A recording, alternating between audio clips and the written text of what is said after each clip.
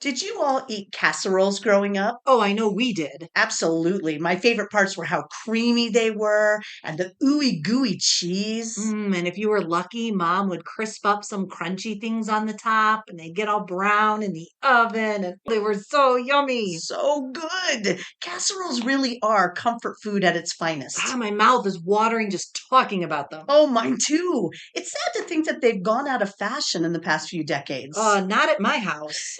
That's true.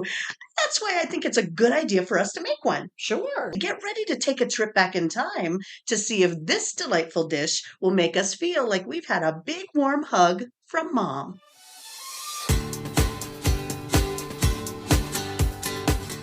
Welcome to Mom's Wooden Spoon. Get your apron on and your fanny flicker ready as we cook up some nostalgia. Ooh, yummy. Hey everybody, this is Kristen. And hey, this is Carrie. Well, today we are going to be making man pleaser casserole. Oh, I do love a good man pleaser. You make me nervous when you say that. So this is from Mary's Memo, October 21st, 1974. So the man pleaser casserole doesn't have a lot of ingredients.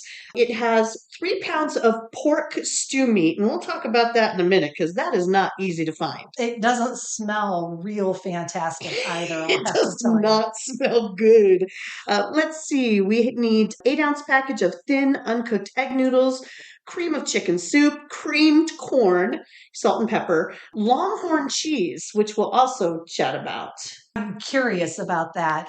And we need a green pepper and then a can of pimientos, which is not really something that I use in my everyday cooking. No, but it seems very time appropriate. Absolutely. I can remember Mom having a jar of pimientos or can of pimientos all the time. Yes, right next to her gallstones.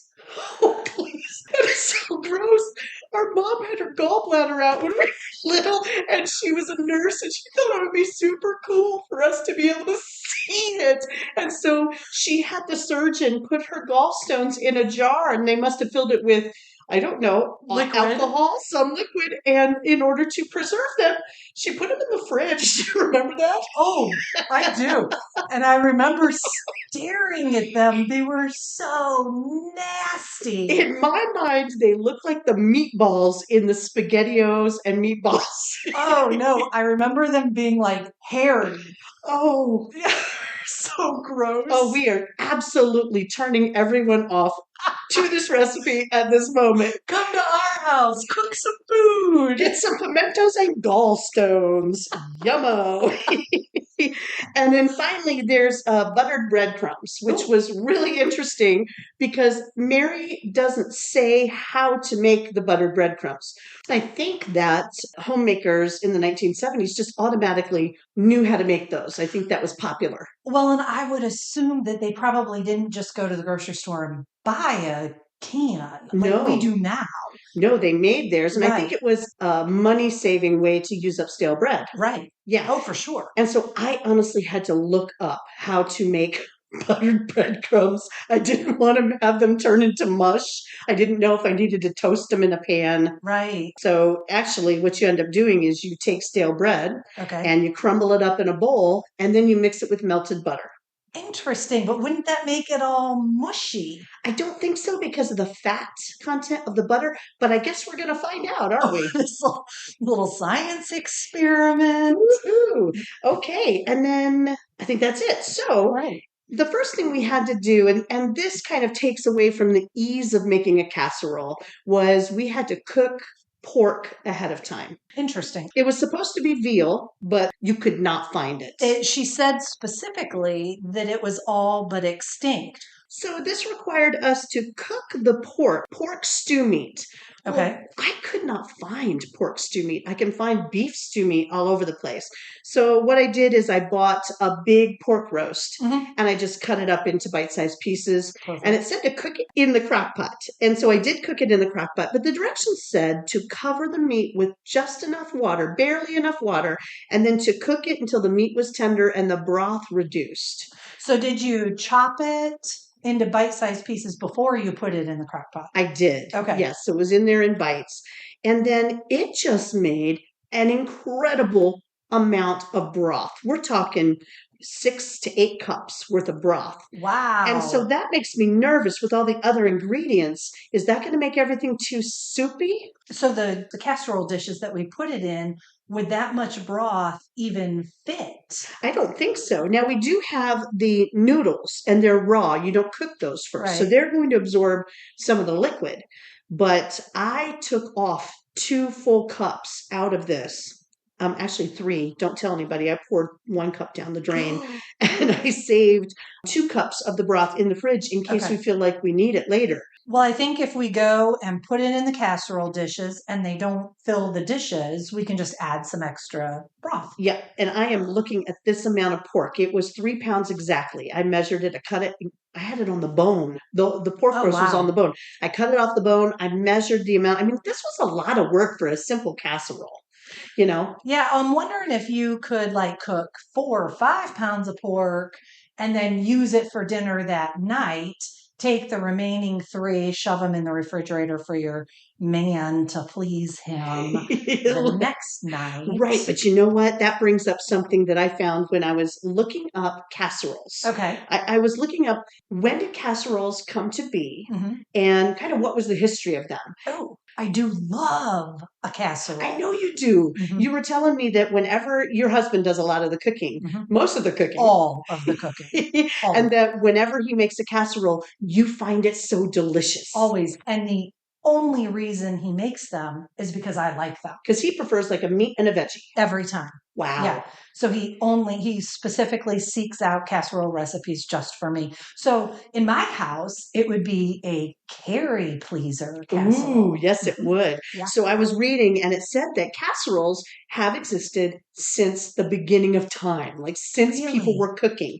Yes. And as a matter of fact, there was an article in Good Housekeeping from March of 1917, which actually talked about the law and lure of casseroles. So I'm not sure which I'm more impressed with, the oldness of the casserole or the fact that Good Housekeeping existed in 1917. I was just surprised by that. Wow. Yes. And so here's what this article said. I'm going to read you the quote. Okay. The primitive woman herself was the inventor of the casserole cooking, and in her pottery dishes, she boiled and stewed meats, vegetables, and fruit, everything which she did not cook in the ashes or on a hardwood stick over fire. Wow. You know, and casseroles actually come from the dish that they were cooked in. So that's how they got their name. Oh, yes. So they had like pottery casserole dishes. I suppose back in primitive times, right? And it was really the original keeper of the leftovers. It really was, which then kind of brings us more towards the Depression era. Actually, the early 1900s, Campbell's Soup Company created the very first condensed soup. And when they did that, they made this huge marketing campaign of all the different ways that you could use Campbell's condensed soup, not just making soup itself. Right. And that was kind of the start of these modern homemakers. Casseroles. Making casseroles, right? Soup, stovetop stuffing, chicken. Ooh, yes, so good. Oh, delicious. Add some noodles. And then when the Depression hit in the 1930s, Campbell's just ramped up their campaign for, again, using Campbell's soup and other things. Right. And so it just became a huge thing in the Depression to use Campbell's soup in casseroles. I'll be darned. And it's lasted all this time. It has. Actually, the 1950s were the height of the casserole. The 1970s, they were starting to wane. Well, obviously not in our house. Obviously not. I think we had casseroles like almost every night. All the time. But our mom is truly fantastic about using every last bit of food that she possibly could. And that really is what casseroles are for. Yeah. And so as I was researching casseroles, I found the most misogynistic article you ever want to read, written by a man, of course, about women who make casseroles. Oh, boy. They were pretty darn controversial. in the 1950s. And in an article in the Tuscaloosa News in 1954, this journalist states, women like casseroles, men don't. Well, that's true in my house. That's true. Yeah. That's true. But he goes on to say that casseroles were created by women to trick men, much like when women put on makeup and acted all coy, that it's all a trick to lure men in.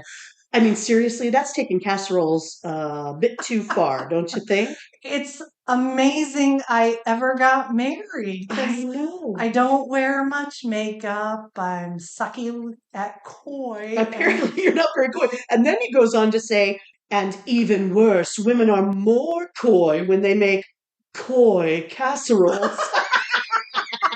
So really, we are not making a man pleaser casserole. We are making a coy casserole. That's what we're going to have to title it, a coy casserole. Not KOI. There is no fish. No fish. No fish koi in your garden were Gross. harmed in the making of this casserole. That is right. So let me just read to you what this article said, and we're going to post this article on our website so you guys can read it in its entirety, in its horrific entirety. I told my husband about it. I said, I'm hoping it's kind of tongue-in-cheek. He goes, nah, it was the 50s. That was not tongue-in-cheek. Oh, no doubt. I mean, that was absolutely, as a woman, meet your husband at the door with a drink and your well-cleaned children. I mean, that was the norm. It was the norm. And for a man to act like a woman saving money by using leftovers is being coy and deceptive in some way. Right. It's quite offensive. Well, to us. All kinds of things that I would find offensive, but that's true. So here is just a little quote. Boy, I'm into the quotes today. You're really going with this. Dang. Okay. Well, here we go.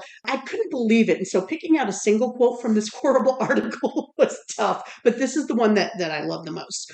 Casseroles symbolize women's reluctance to face the fact that yesterday's roast beef or chicken or lobster or veal or tuna fish is still yesterday's roast beef, etc., now defrocked, sliced up and hidden like a poor relative under a melange of whipped potatoes, noodles, or rice. Wow. He feels very strongly about casseroles. I'm not sure what melange means, but I'm impressed with his use of it. I agree. I could not believe it. And since we are not using leftover pork in this recipe, perhaps this author would have been pleased. Maybe. I keep thinking, so our mom is famous for, I said, using every last bit of food. Yeah. She does not do casseroles. She's all about the soups. Oh, she is a big soup maker. And I have to be honest, I'm not a big soup lover. I hate soup. Really? We both are? I wonder why. Is it because we had so much soup as kids? Yes. I don't know. I will eat cream-based soups. Like I love cream of potato, cream of raw. Those are delicious. You know what? And I don't love raw tomatoes very much, but a good tomato basil bisque to me is delicious. Yeah, Carrie's making a face, not her face. No, thank you.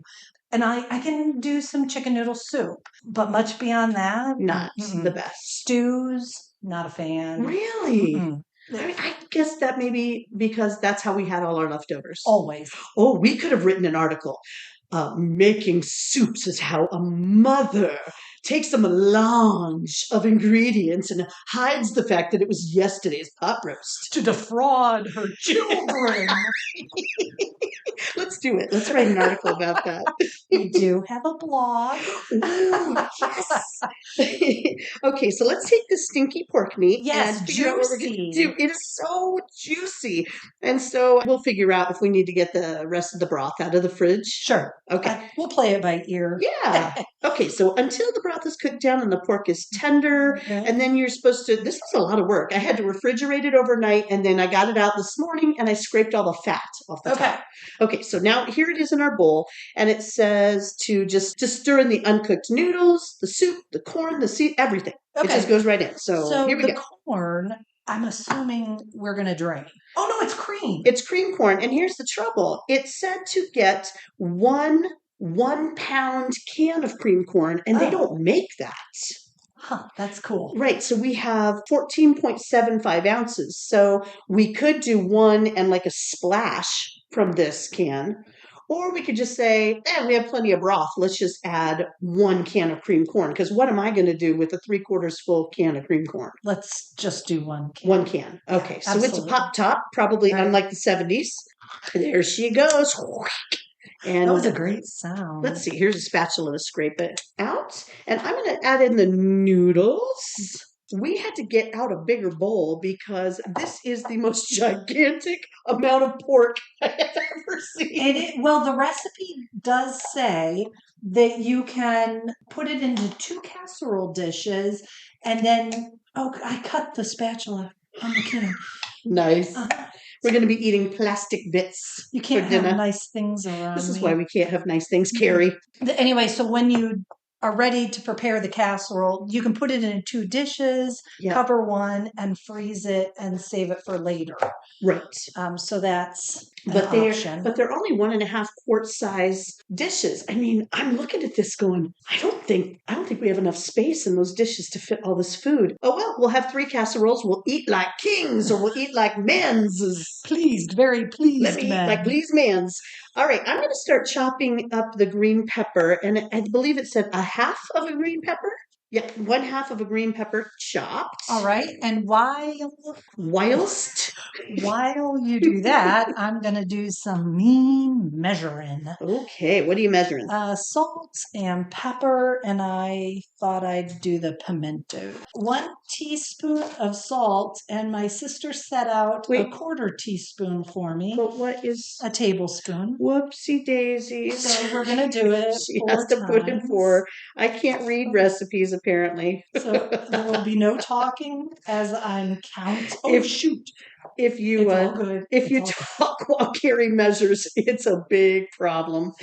She'll get going, and it'll be the saltiest casserole we've ever tasted in our lives. 6/4 teaspoons into it. All right, green pepper chopped and going in. Excellent. You were fast. I am. Well, it's just 1/2 of one, so that was pretty simple. Okay, so then the buttered breadcrumbs.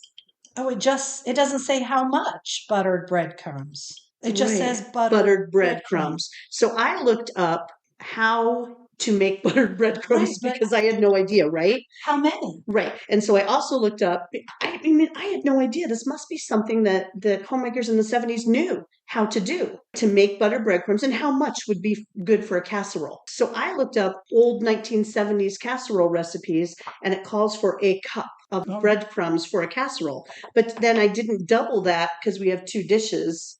I just looked up, how much buttered breadcrumbs would somebody use? Well, but I think it's just 1 casserole that you can put into 2 for prolonged man pleasing. So I had to look up. This is so pathetic. I can't believe I didn't know this. How many pieces of bread equals a cup of breadcrumbs? I think everybody's going to hear the... I think I made the bread too stale. It's supposed to be stale bread, and I think it's supposed to be soft breadcrumbs, and I set that bread up for too long. It really crumbs great. It's going to be lovely crumbs and buttery, right? So it's 4 slices of bread makes apparently 1 cup of breadcrumbs. Really? Yep. So I guess we could measure and find out if that's the truth. That'll be kind of fun. We have a 1 cup measuring cup here. And let's put it in and see what we have. And so, no, 4 is going to be way too many slices of bread. I think it's going to be 2. But I love, love, love crunchies on my casserole. To me, that's one of the best parts, that crunchy top. Yes, or cheese. Well, of course, the cheese. The cheese is cheese is the best part. But second to that is something delicious and crunchy on the top. So shall we just do all 4 pieces of bread? Well, my only fear would be, is that going to soak up too much liquid, and then the noodles are going to be not even al dente? Yeah, we'll just do 1 cup then. Okay. All right. And so we're making it up. We're making it up as we go. Yes. And so you have to melt 2 tablespoons of butter and mix it in with these breadcrumbs. Okay, so my question is, if we're not going to do 4 pieces of bread, should we do 2 tablespoons of butter? Probably not. Who knew we could have so many questions? So many questions. And again, I think this is stuff that homemakers just knew. how to do. Oh, or we're really crappy at man pleasing. I think we are. I'm going to cut down the amount of butter that we have in this dish. Oh, look at me. I put it in as individual pats. So there we go. Excellent. Should we melt the butter and mix the breadcrumbs when we're ready to put this in the oven Sure. so that they don't get soggy? Does it go on the top? Yeah, it goes on the top. Oh, yeah, absolutely. And we still have the cheese to grate. Oh, perfect. And what I found so interesting is that Mary's memo just says Longhorn cheese. Right. So this is from the milk of a longhorn cow. It is not. Oh, It is not. which parlays itself. I don't know if that's the right word. Parlay. Yeah. Ooh, that's fancy. So I just realized that buffalo mozzarella. Yeah. I thought it was named buffalo mozzarella because the balls are big like a buffalo. No, you didn't. True. I was watching a TV show. Are we talking like a buffalo's man parts? Is that what you're saying? You're big like a buffalo's man parts? No. That's so inappropriate. This is a family-friendly podcast. I was not. No. Okay. Just a buffalo. We could have called it giraffe mozzarella. Okay. Just a large animal. A large animal buffalo. Mozzarella. So we're going to call it buffalo from now on. So I guess if you got like a small ball of mozzarella, it would have been mouse mozzarella. That's right. I don't know. Anyway, so in my obviously completely incorrect brain, I did not realize that it's actually the milk of a buffalo. And now I'm sure people milk buffaloes. I suppose so. And it's like you can find it in the regular grocery store. Buffalo milk mozzarella. And it's delicious. It really is good. But who knew? I clearly do not have a future in buffalo milking. Apparently not. No. I don't think I would want to try that one bit. No. Scary to get yourself down under a big old regardless of if it doesn't have big old buffalo balls. I mean, do you have your friend like feeding the buffalo marshmallows? Is it like when you're trying to give a dog a bath, a dog that hates having a bath, and you slather peanut butter on the wall of the shower so the dog licks and licks? So the buffalo will stand still while you milk Do buffaloes like peanut butter? I don't know. My dog likes marshmallows. That's where I went. No. Oh, he loves them. Oh my goodness, that is so funny. He gets crazy wild. So Longhorn is the name for the shape of the cheese I found. So now I'm not quite sure why it's called Longhorn, but any cheese that is called Longhorn this or that is made in a large cylinder. And then when it's packaged for the supermarket, it's cut into moon shapes or circle shapes, or the way we usually get it is in a half moon shape. And so that shape is Longhorn. Well, so I'm thinking of any cheese that you see. Sorry. Any cheese that you see ever, don't they come in those big like discs, right? Which would be moon shaped? I suppose, but Longhorn is traditionally a Colby cheese. Okay. Colby is in the cheddar family. And delicious. It is so good. It's kind of a riff on cheddar, a milder, nuttier, way better melting riff on cheddar. All right. And so Colby is an American cheese.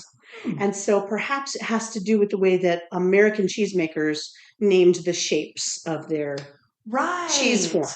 Because I'm thinking of like old school Italian cheesemakers, and they're clearly different. And this is clearly American cheese. Yeah. All right. So, I was wondering if we should buy shredded cheese for this recipe because it just says Longhorn cheese. And I do not remember Mom buying shredded cheese in the 70s. No. Yes, so I did not buy shredded Colby. I'm not even sure that you can find it.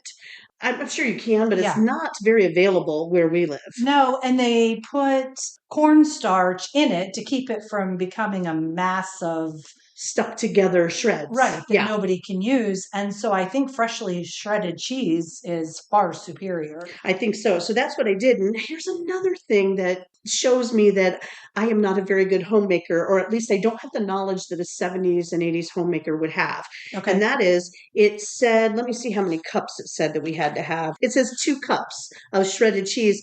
And I did not know what size of a cheese block to buy to get 2 Well, cups. how would you? So I had to look that up. I had to look that up as well. Thank goodness for Google. Yes. But in all reality, now we know why in cookbooks they would have pages of that kind of information. Yes. Because nobody would know unless you'd done it, and there was no Google. Right. So you'd have to go to your cookbook to find out. And a lot of the older cookbooks have those pages in the front that tells you of different cuts of meat and, ratios of, how much an 8-ounce block of Colby cheese would make when you shred it. Right. All of that. Yes. And so actually it was an 8-ounce block of Colby cheese that shredded into 2 cups. Super easy. You know what? I didn't measure it to test that before I dumped it in the casserole. So here we go. Yeah. Mix that bad boy up. Oh my God. And then we're going to have to put it in the casserole dishes.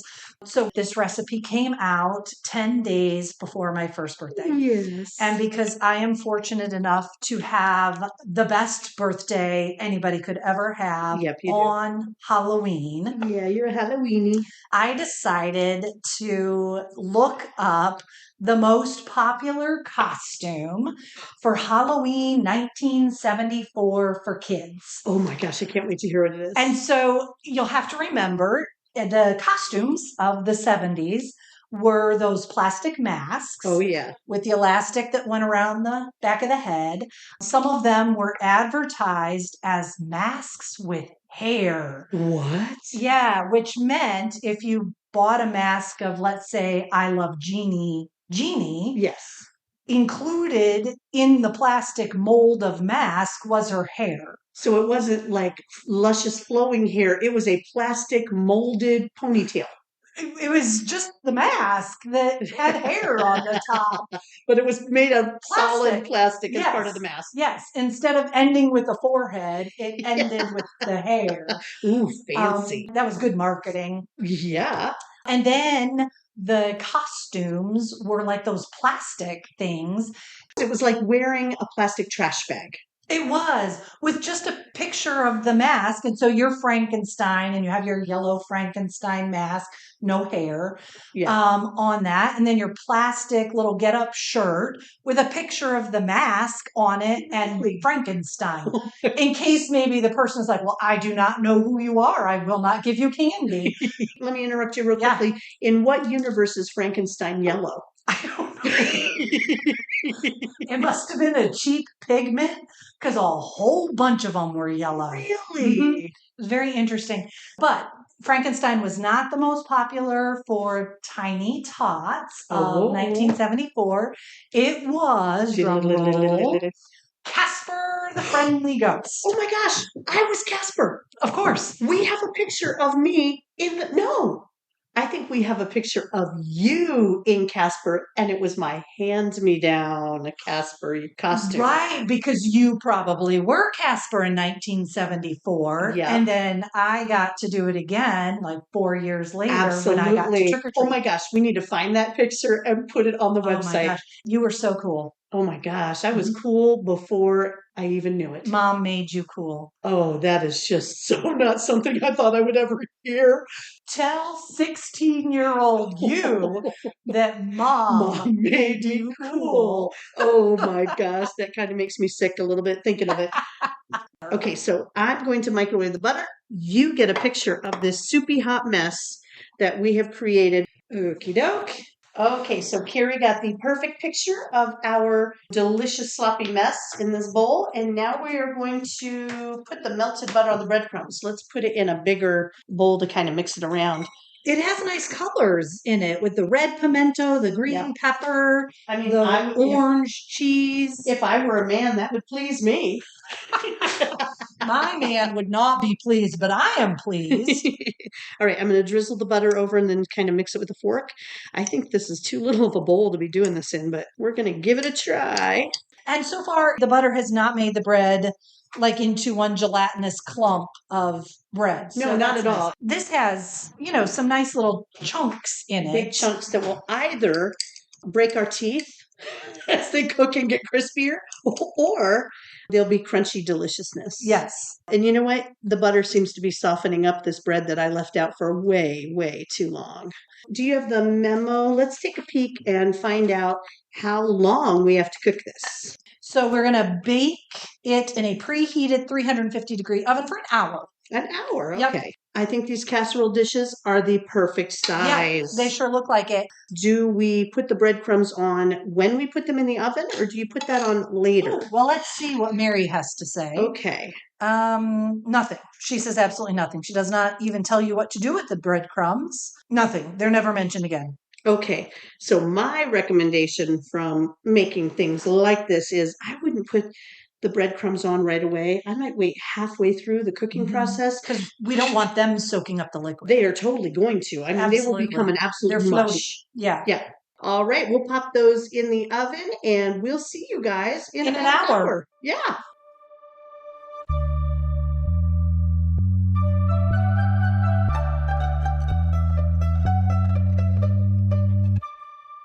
Okay, the casserole is out of the oven and we messed up big time. Now, we do think we remedied our error. I don't think Mary meant for us to use the broth from the pork. It was a liquidy mess. It was. I had to use a ladle and scoop liquid out of the casserole after it had been cooking for 45 minutes. It was still soupy. So I probably scooped out a good 2 cups of liquid, and then we added more noodles and mixed it up. Then we put it back in and put on the buttered breadcrumbs like the last 10 minutes. And it looks gorgeous now. But note to you all, if you're going to make this man pleaser casserole, do not add the broth. I think the liquid from the cream corn and from the condensed soup is basically enough. Yeah, and I'm assuming that the meat puts off more liquid as you bake it. Yeah, I think so. Well, let's dig into this. Okay, I'm going to do the scooper on this one. Here's a plate. This is going to be great. So the buttered breadcrumbs look gorgeous on the top. I really like buttered breadcrumbs. Yes, you do. So here's a fork. All right. So Carrie, you want to take the first bite? Hopefully the noodles are all done because like I said, I stirred in a whole bunch of extra noodles. And you wouldn't have to do that if you did not put in all that broth. If you made it the right way. I know, right? I suppose I just didn't get it. Didn't read the recipe correctly, but all right, you've taken a bite. What do you think? It tastes to me like tuna noodle casserole, but with pork. Mm-hmm. This is not bad at all. No, it probably could use a little extra salt and pepper, but I really like lots of salt and pepper on my food. Yeah, and I think one of the things that we're noticing is that these recipes, I just don't think by and large are going to have a ton of spices. Right. And I think that's going to be a common refrain is I would have added a little spice, like paprika on the top might have been a super nice. A little garlic. I would probably cut the pork up in even tinier pieces. Mm-hmm. But it's so soft that you can easily You can just break it up. But yeah, the bite with noodles and a little bit of pork, I think that's great. The corn flavor is delicious. Mm-hmm. And while there's not a lot of spices, all of the flavors are very mild. Yes. So you don't get any one super flavor that you're left like, oh, there was too much of that. Everything is mild. And so I guess in that regard, they all kind of mesh well together. Yep. It is comforting. It is warm. It'd be a great way to use up leftover pot roast. Don't tell that man from the 1950s. Am I being coy? Always. Always. It would be a great way to use up leftovers, I think. And while I'm not sure if it's a man pleaser, it definitely is a woman pleaser. I think it's a Kristen and Carrie pleaser. Yeah. Awesome. That's it for this episode. Thanks so much for joining us. The recipe, pictures of the casserole, and that crazy news article from the 1954 Tuscaloosa News will be linked on our website. If you like what you heard, please share this podcast with a friend and be sure to give us some positive feedback. If this isn't the podcast for you, just move on. Don't make me get the wooden spoon.